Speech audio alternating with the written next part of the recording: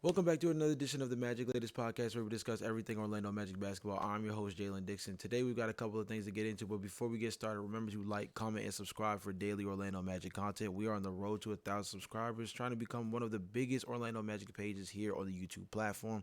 With that all being said, remember to hit that post notification bell so you always know when we're dropping new videos. And let's go ahead and get right started. Yesterday, I spent like 8 minutes talking about how I was very intrigued with the Exhibit 10 contract of John L. Davis, only for them to drop him after one day. Now, they only waived him for an Exhibit 10. That still gives them the opportunity, as I mentioned yesterday, to be on their G League team.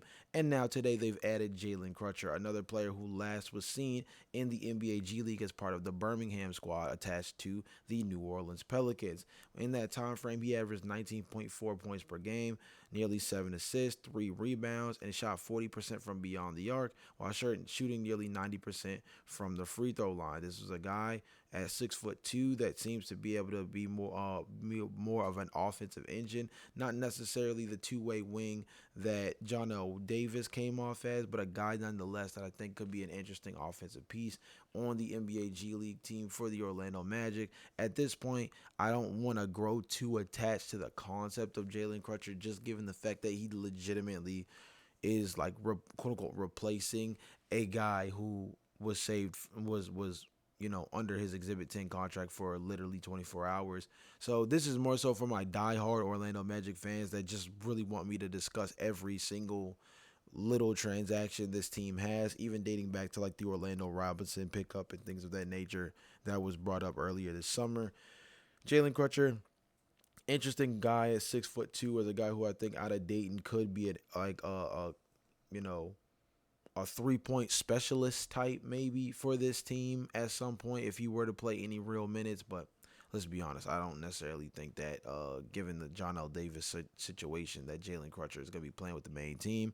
But Orlando does have 21 players rostered, so right now they're like right at the sweet spot where they need to be at. Next up, let's go ahead and talk about what the Orlando Magic have been preaching over the last 2 to 3 weeks, which is playing faster. And apparently, the stats say that in game one of the preseason, the Orlando Magic have done exactly that. To pull up the actual quote, I'll say that there's this area that I think is very important from the game.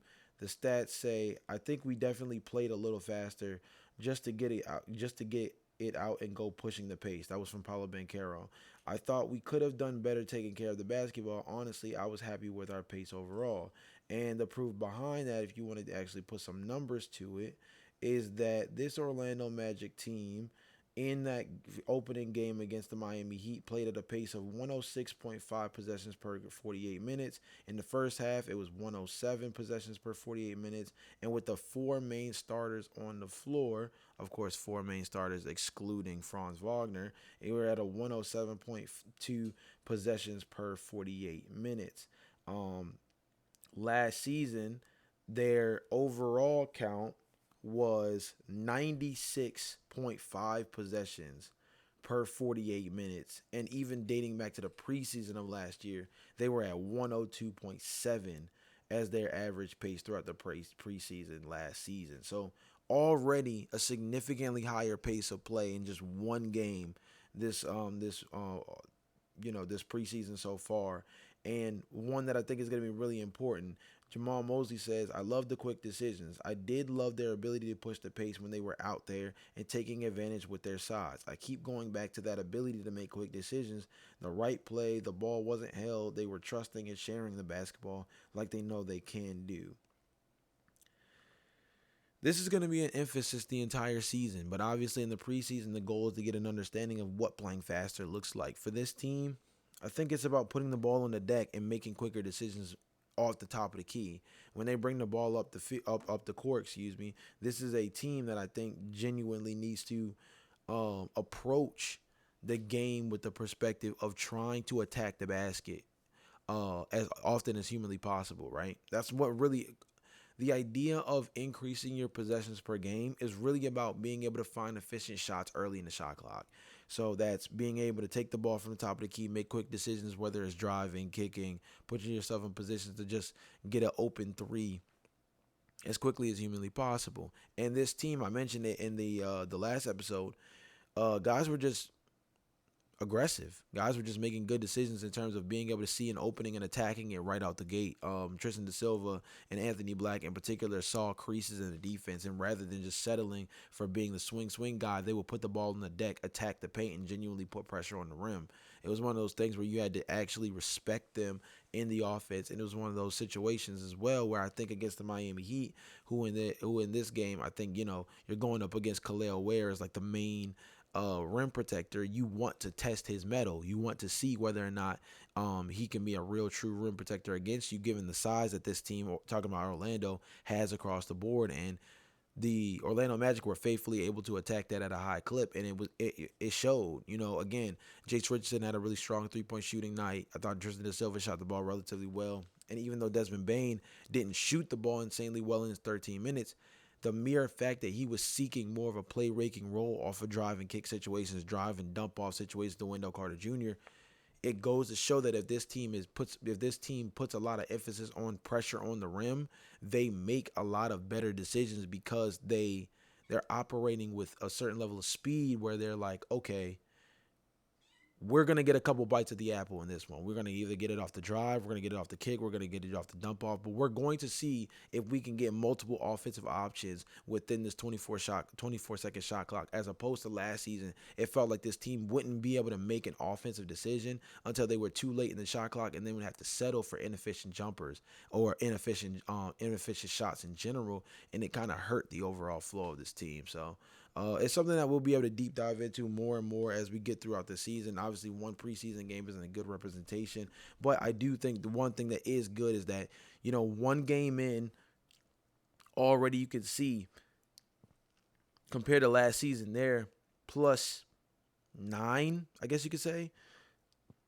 If their best of the night was around 106, 107, they're about plus 8, plus 9 in one preseason game compared to all of last season. That's a huge step forward for what they're trying to do from a philosophical standpoint, and a good representation of something that they probably will try to continue to emphasize throughout the preseason. One thing I didn't talk about too much last episode that I do feel like it needs to be addressed from the first preseason game is the 18 turnovers for this team. And it's one of those things where you have to think about what that means when playing fast. 12 of those 18 turnovers came in the first half, where of course the main starting units were, which means that there's some things that need to be polished up, but that's understood, right? You're integrating a new player in Desmond Bane. Obviously, Franz was also somebody who didn't play in this game, so it's one of those things where when you look at their circumstances, you understand that playing faster comes with a little bit of erraticness. It's one of those things that you learn as you go along, because if you're a team that part of playing slower is seeing plays develop throughout the course of a 24-second shot clock, as opposed to when you're trying to play faster, you're making these decisions with the intention of everything kind of moving at a completely different pace. But let's talk about what Desmond Bane told Kevin O'Connor recently. When I'm playing out of a DHO, that takes that out of the equation, talking about talking about what his cutting creates. And I'm getting an advantage out of leveraging my shot and my cutting. We've been drilling a lot of that. It's early. We're not full practice. We're not full practice or nothing along those lines. With the little bit of structure we have, DHOs are in the cards. That's just kind of a little nuanced aspect of this team that they're going to be implementing. But I think a quote that actually was a little bit more important particularly for addressing the 18 turnovers within the speed, is something that I believe Desmond says, or Paulo Banchero states. He's 1 second.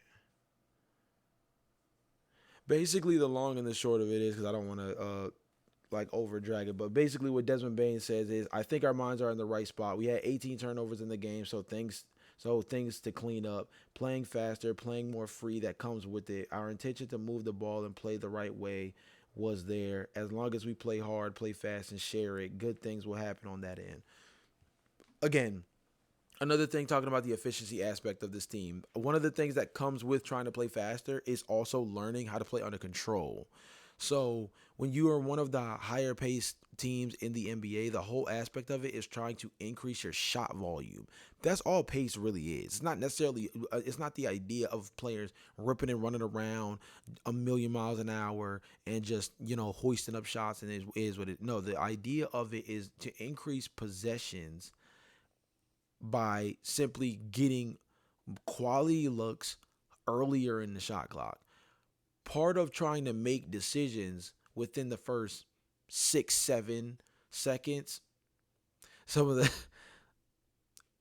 first 6-7 seconds of the shot clock is bringing the ball up fast, making that initial first cut or first pass early, and sometimes that can come with a little bit of telegraphing. And so I think when you think about the idea of having 18 turnovers in your opening game while playing a little bit faster, a lot of that decision making comes off of a handful of turnovers that are just simply making passes that are trying to see things before they're actually happening.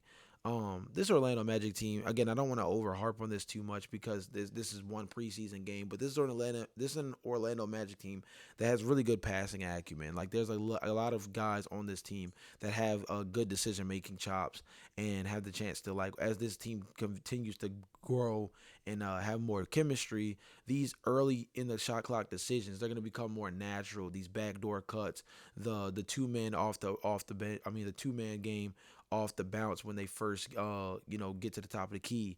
They are going to all be decisions that, like, as the plays start to rein themselves in, this team is just going to become more and more efficient over the time frame. But it's good to see that the philosophy around this team is that they want to play faster and they want to be more efficient on the offensive end. That's been preached again throughout the entirety of the training camp, and something that I think throughout preseason they're going to try to clean up a ton, because integrating a guy like Desmond Bane, it's not just out of the idea of adding three-point shooting. I've said this before. It's not just about getting a three-point shooter for Desmond Bane. You're not trying to get Duncan Robinson. You're not trying to get JJ Redick. You're trying to get a guy who adds a real offensive threat to this team, and part of that comes as being a guy that has a quick trigger, whether that's being a guy who puts the ball on the floor and play makes, or being a guy who can get the ball off the top of the key and off the dribble just fire that thing, right? That's another element of their offense that adds in, is that if you have knockdown three-point shooters, you can pass the ball to a Jalen Suggs, to a Tyus Jones, to a Jace Richardson, to a Desmond Bane within the first 7 seconds of the shot clock and say, hoist that thing up and get some three-point shots up at a high clip. So a lot of things to address, but from the 18 turnovers perspective, it's one of those things that comes with the game when you're trying to play much quicker, because these decisions are flying off the shelf. And this is a team that's still trying to reacclimate themselves, not only to between the teammates that have already played together, but again, integrating Desmond Bane into the mix as well.